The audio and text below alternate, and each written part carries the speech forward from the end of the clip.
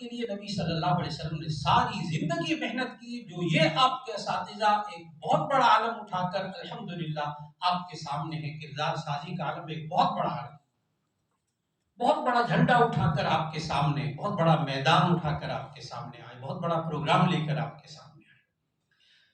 یہ کردار سازی میں تزکیہ نفس کیا ہوتا ہے؟ میں 2 جملوں میں بات کو سمیٹنے لگا ہوں، باقی پوری کریکٹر ماسٹری کی پوری کیٹلاگ آپ کے لیے۔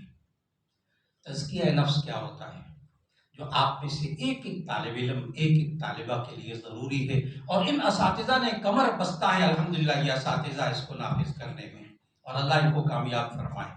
اور وہ کیا ہے؟ 2 جملے غور سے سنیے گا عزیز طلبہ اور طالبات۔ تزکیہ نفس، جس پر سب نبی صلی اللہ علیہ وسلم نے محنت کی اور اس پورے معاشرے کو تبدیل کر کے رکھ دیا، اور وہ ہے تزکیہ نفس۔ اور وہ کیا چیز ہے؟ انسان کے اندر سے بری سوچوں کو، برے رویوں کو، رویہ بیہیویئر، انسان کے اندر سے بری سوچوں کو، برے رویوں کو، برے اخلاق کو، بری عادتوں کو، برے اعمال کو انسان کے اندر سے نکالنا، اچھی سوچوں کو، اچھے رویوں کو، اچھے اخلاق کو، اچھی عادتیں اور اعمال کو انسان کے اندر ڈالنا، تزکیہ نفس مکمل ہو گیا، کردار سازی مکمل ہو گئی۔ اور یہ نبی